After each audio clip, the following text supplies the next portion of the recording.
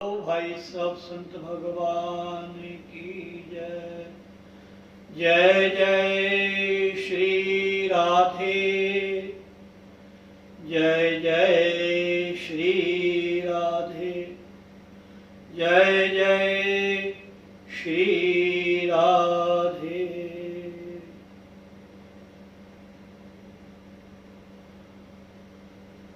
ओम ओम ओम ओम। बहुत ही परमपिता परमात्मा श्री गुरुदेव भगवान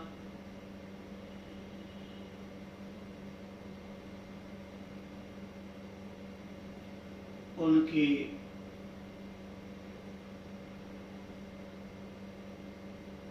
बहुत ही कृपा दृष्टि के माध्यम से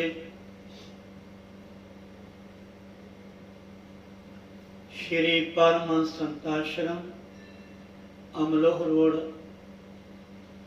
गौंसू की खुई खन्ना में स्थित श्री परमहंस संताश्रम की तरफ से नित्य प्रति जो हरि नाम संकीर्तन,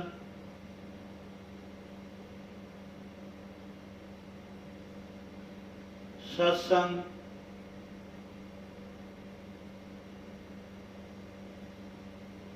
ध्यान साधना, भक्ति योग, इन सब के माध्यम से आप सभी यथा योग्य यथास्थान और विशेषकर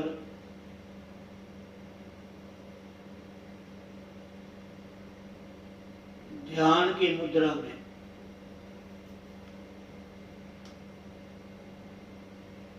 प्लीज जब भी आप बैठें, चाहे थोड़ा समय बैठे, आप अपने घर के पूजा स्थल में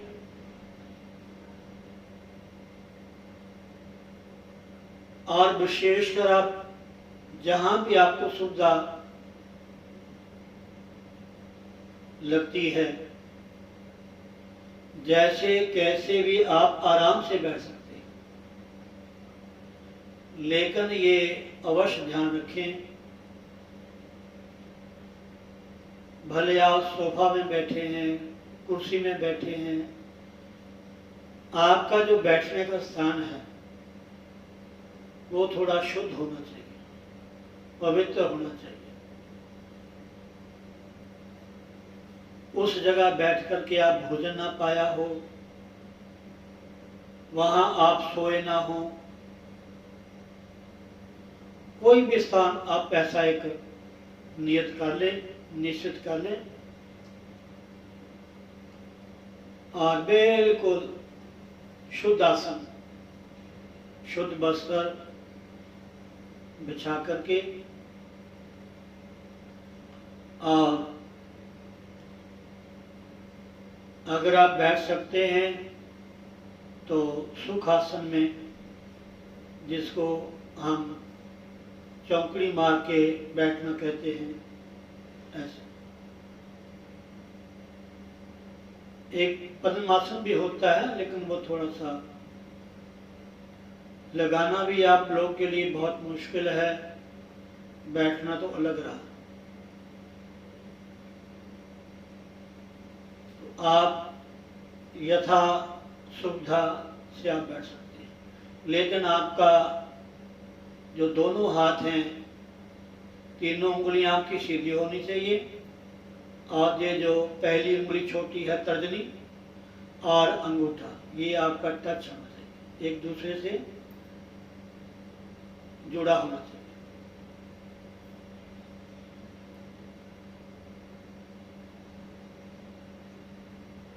हमारे संत महात्मा महापुरुष इनके बारे में बहुत बढ़िया दृष्टांत बताते हैं कि ये अंगुली क्या है और अंगूठा क्या है। और मैं कहीं सुना भी है, जैसे हम शिव मंदिर में जाते हैं, कोई ना कोई किसी ने कोई नियम लिया हुआ है सुबह पाठ करने का, आरती करने का, जो भी हम नित्य नेम करते हैं, और होना भी चाहिए।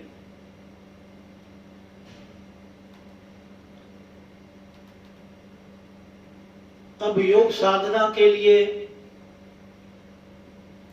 सबसे पहले, और आज आप लोगों को बहुत खुशी होगी कि आज हमारा जो आज का 21 जून है, ये योग दिवस के रूप में पूरे राष्ट्र में, पूरे विश्व में जो भी साधक लोग हैं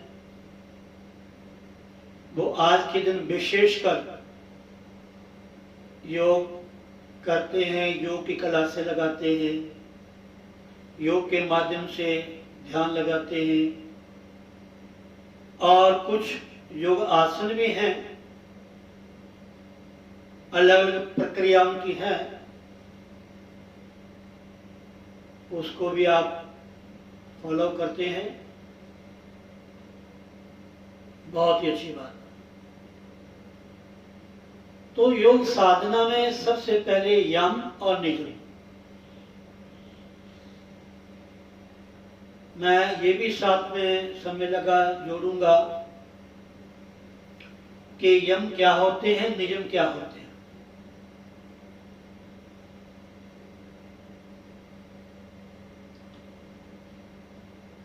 तो कुछ क्रिया बाहर की होती है, कुछ क्रिया भीतर की होती है। ठीक है, हम बाहर से बहुत ध्यान रखते हैं, नहाने का, धोने का, हर वस्तु का। जो भीतर की शुद्धि है ये भी बहुत जरूरी है। बाहर की शुद्धि तो है ही है, करनी चाहिए। हम किसी मंदिर में जाते हैं तो सबसे पहले हम जल भर करके मंदिर की सफाई करते हैं।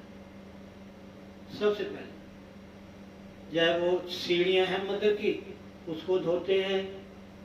मंदिर का बाहर का जो भी बरामदा है, प्रांगण है, उसको हम झाड़ू पोछे से साफ करते हैं। भीतर से जो मंदिर का अंदर गर्भगृह होता है उसको भी हम साफ करते हैं। फिर जो वहाँ जो मूर्तियाँ प्रतिष्ठित होती हैं उनको स्नान इत्यादि करवाते हैं, और जो भी उपचार आपके पास हैं उसके द्वारा उनकी पूजा, आराधना, श्रृंगार करते हैं। फिर बाद में आरती करते हैं। तो आरती के बाद फिर हमें ध्यान भगवान श्री गणेश जी हैं, भगवान भोलेनाथ लिंग के रूप में हैं, कोई भी इष्टदेव है, राम जी, कृष्ण, ये सब करने के बाद, पूजा आरती करने के बाद, तो फिर हम जैसे भी जिनको जो आता है वो हाथ जोड़ के या जैसे ही बैठ करके ध्यान करता है।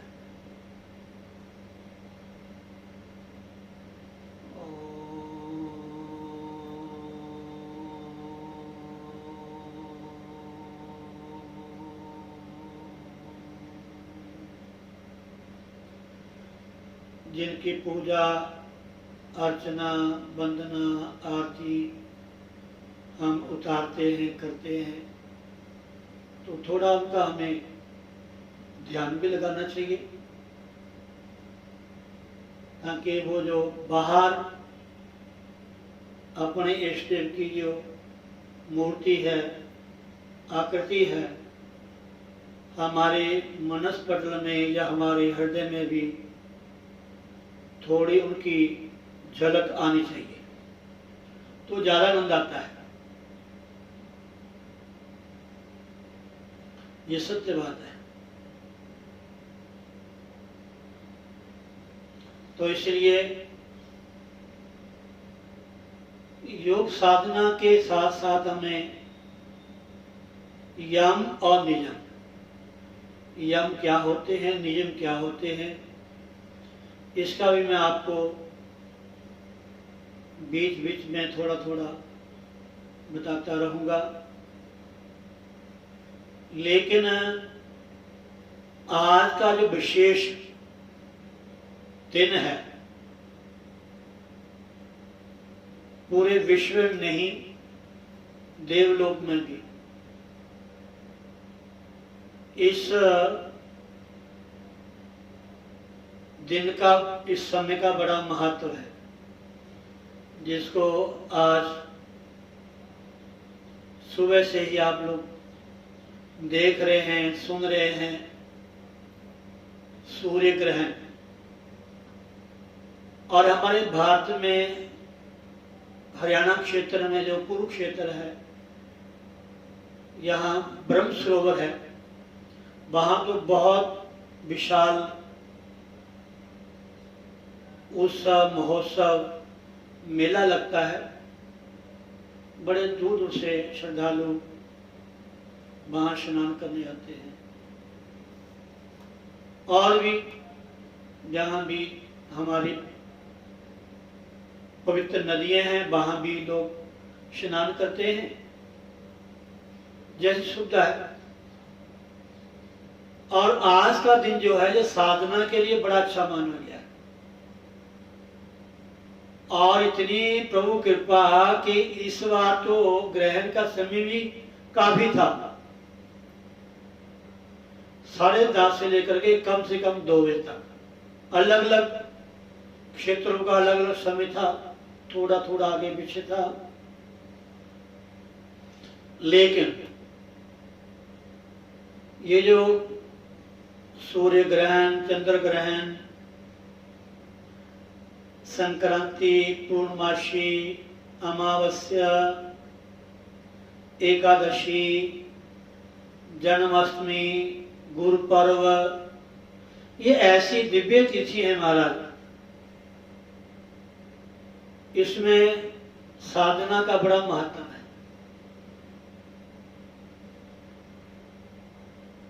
साधना का मतलब भजन करना, बैठ के ध्यान लगाना एकांत में। अगर सामूहिक रूप में आप सत्संग कर सकते हो परिवार के साथ, वो तो बहुत ही अच्छी बात है। सभी परिवार इकट्ठे होकर के आप थोड़ा हरि नाम संकीर्तन करें, या कोई एक अधिक कथा, एक व्यक्ति कथा बोले, और बाकी 2-3 जो भी हैं वो श्रोता बन जाए, और उसके बाद भजन गाएं, फिर ध्यान लगाएं। ये बहुत ही अच्छा समय है हमारा, बहुत अच्छा समय। और आजकल तो आप सभी जानते हैं कि 2-3 महीनों से एक ऐसा वायरस का प्रभाव है पूरे विश्व में, जिनके प्रभाव से हम सभी एक ही स्थान में निवास करते हैं। तो उसका भी हमें लाभ लेना चाहिए। पहले तो हमें भानना था कि हमारा समय नहीं मिलता, वहां जाना, वहां जाना, वहां जाना। अब तो कोई बहाना नहीं। जैसे रामायण में एक दोहा भी है, चौपाई भी है इस शरीर के बारे में। बड़े भाग मानुष तन पावा, सुर दुर्लभ सदग्रंथ ही गावा, साधन धाम मोक्ष कर द्वारा, पाई न जहीं परलोक संभारा।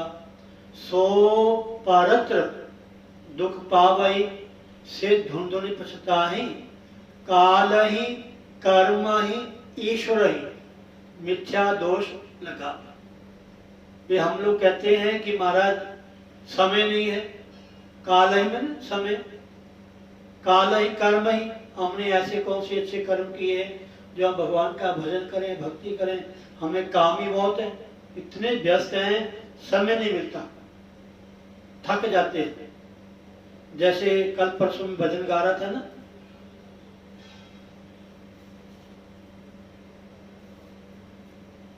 उठे गुरु बैठे गुरु, सोते गुरु, जागे गुरु, गुरु जपना। दुनिया के धंधों में ना थकना,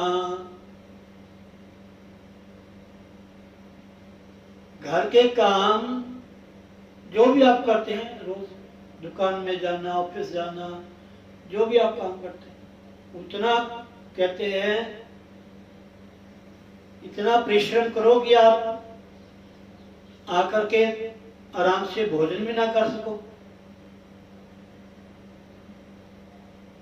तो भजन के लिए समय निकालना चाहिए।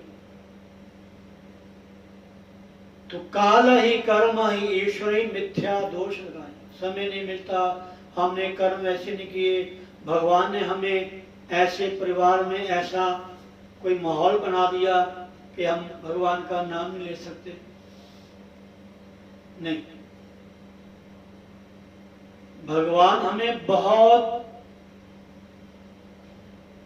हमारे जीवन में ऐसे अवसर देता है जिसको हम चूक जाते हैं। और ये मनुष्य चोले से बढ़िया अवसर तो कोई और है ही नहीं। अगर मनुष्य जन्म में आकर के हमने भजन ना किया तो समझो कि हमारा जीवन वृथा। जैसे कल शायद कथा सुनाई थी, कोई बहुत विद्वान था, पढ़ा लिखा था, सेठ साहूकार था, वो नदी में यात्रा कर रहा था। उसने नाव से पूछा कि तुम ये जानते हो, तुम ये जानते हो, तुम ये जानते हो। तो नाविक ने कहा कि शेठ जी, बाबूजी, मैं तो कुछ नहीं जानता। जब तूफान आया तो नाविक ने पूछा, बाबूजी आपको तैरना आता है? कहते नहीं। डूबो नदी में। भैया अगर हम सब जानते हैं, दुकान का काम जानते हैं, दफ्तरों में जाते हैं, ना जाने क्या क्या आपके पास गुण है, कितना परिश्रम आपने किया है, ये सब कुछ करने के बाद भी अगर आपने भगवान का भजन ना किया, ध्यान ना किया, योग साधना ना की, तो सब व्यर्थ है, ये किसी काम का नहीं। कोई भी संत महात्मा ग्रंथ ये नहीं कहते कि आप घर का काम छोड़ो, सब करो, लेकिन समय निकाल करके सुबह भी और सायंकाल भी सिमरन करना मत भूलो। सुमिरन कर ले मेरे मना, तेरी बीती उम्र हरी नाम बिना। सुमिरन कर ले, सुमिरन कर ले मेरे मना, तेरी बीती उम्र हरी भजन बिना। सुमिरन कर। रामायण कहती है, बारी मथे घृत हुई बरु, सिकता ते बरु तेल, बिनु हरि भजन न भव तरहि, यह सिद्धांत अपे। रामायण के उत्तरकांड में लिखा है, बारी में जल, जल को मथने से हो सकता है उससे घी निकल आए, ना कभी सुना है ना निकल सकता है। लेकिन तुलसीदास जी ने लिखता, बाई मथे तो हुई बरू, हो सकता पानी को मथने से उसमें घी निकल आए। सिकता ते बरू तेल, सिकता में रेत, हो सकता रेत को कोल्हू में पेलने से उसमें तेल निकल आए, लेकिन कभी ना सोचा है ना कभी देखा है, हो सकता है। जो नई चीज है वो भी हो सकती है, लेकिन क्या नहीं हो सकता? बिनु हरि भजन न भवता रही, यह सिद्धांत अपने पक्की बात है। बिना भगवान का भजन किए अगर हम चाहे संसार से तर जाए, ठीक है, हम सत्य कार्य करते हैं, यज्ञ याग करते हैं, दान पुण्य करते हैं, तीर्थों में जाते हैं, बहुत सारे पुण्य कार्य करते हैं, बहुत अच्छी बात है। भजन ध्यान जो गुरु ने नाम दिया,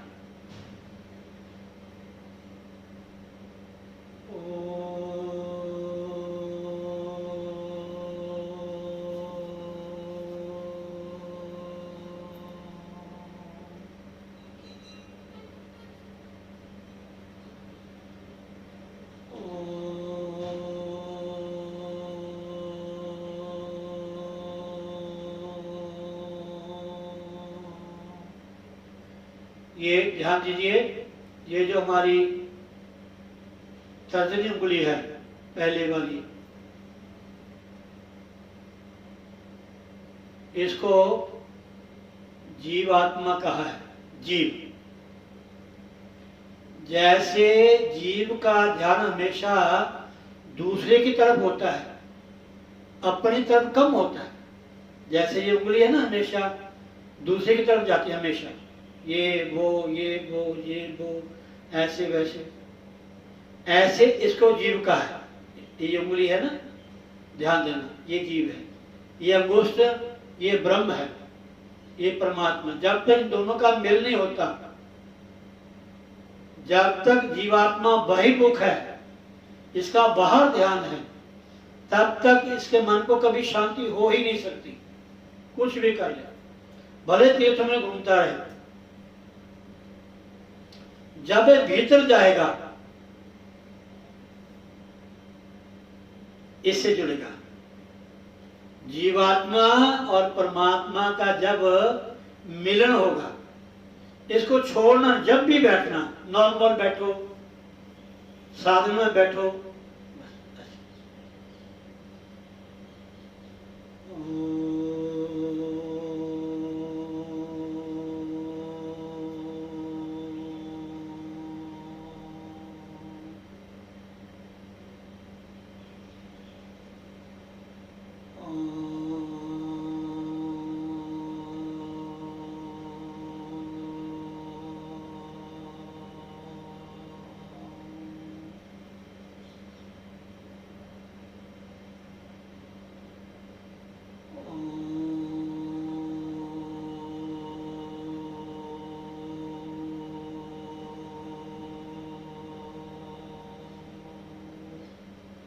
ऐसे बैठना चाहिए।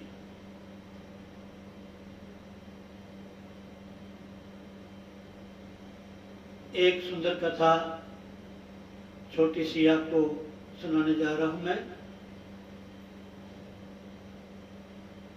कोई एक व्यक्ति इच्छुक भक्ति के बारे में, सत्संग के बारे में,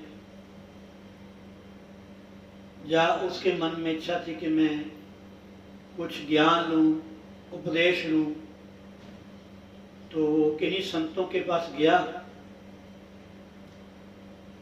तो उन्होंने वहां रह करके सेवा की,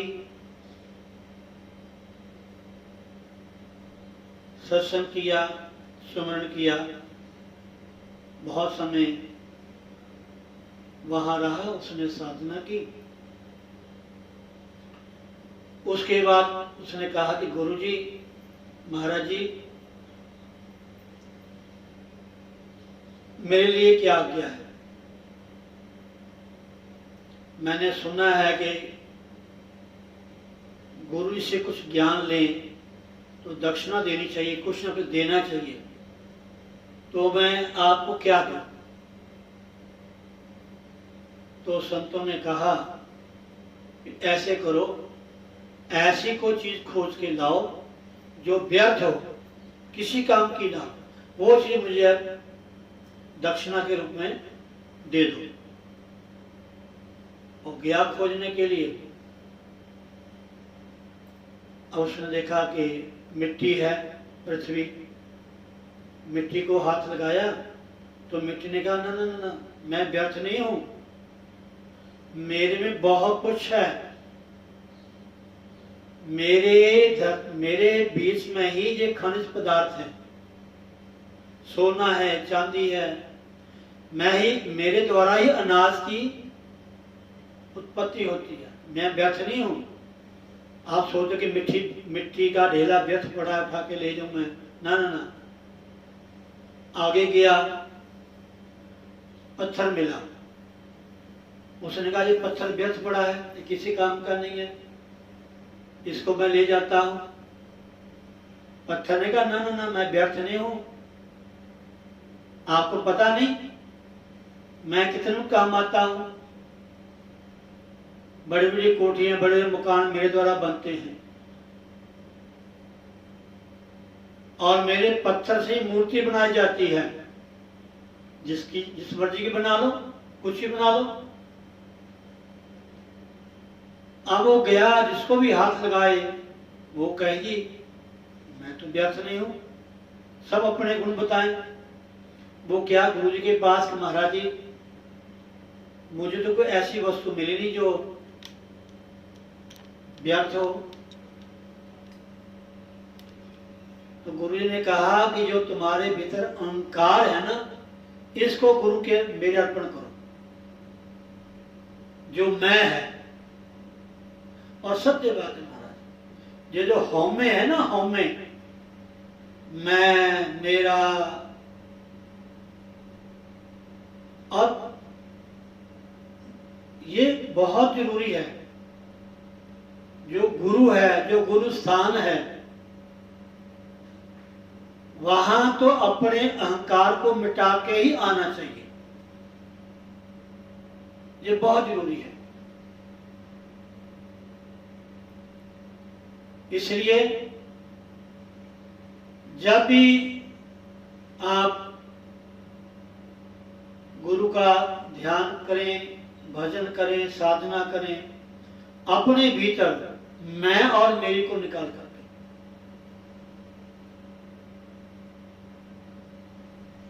समझे नहीं? मन में सूक्ष्म अहंकार भी नहीं होना चाहिए।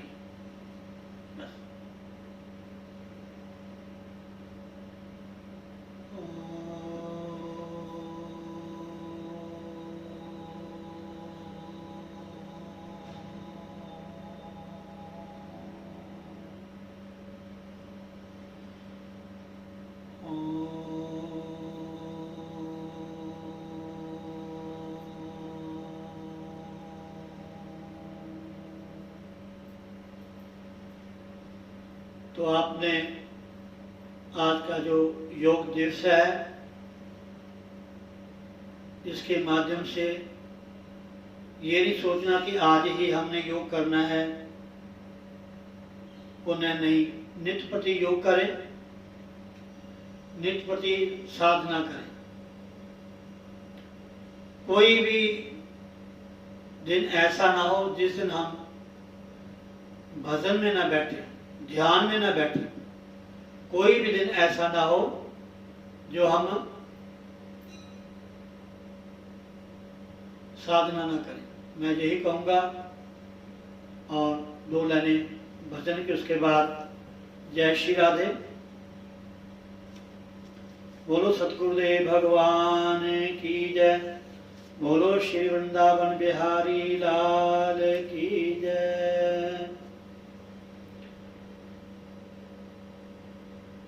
निमै राजे राजे दर्शन पावा, एक बारी आओ गुरु जी। निमै राजे राजे दर्शन पावा, एक बारी आओ गुरु जी।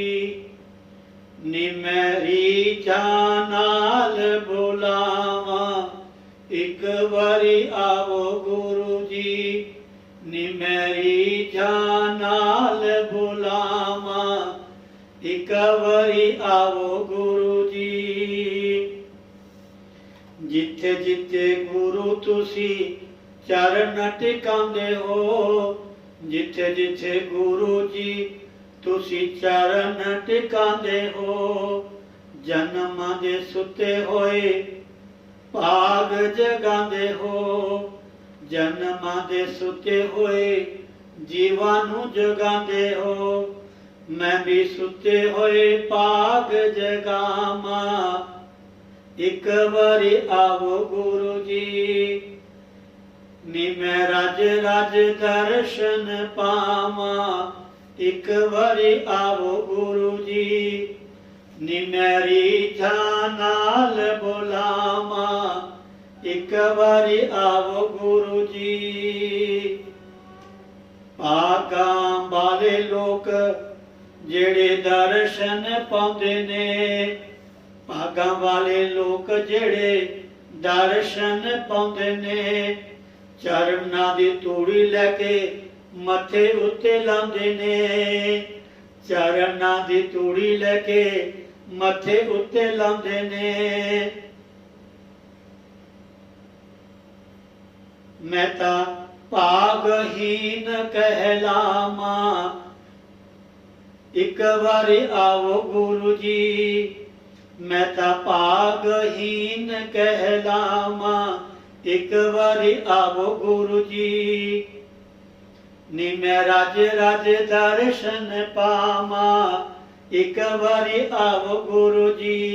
निमैरी जानाल बुलावा, एक बारी आओ गुरु जी।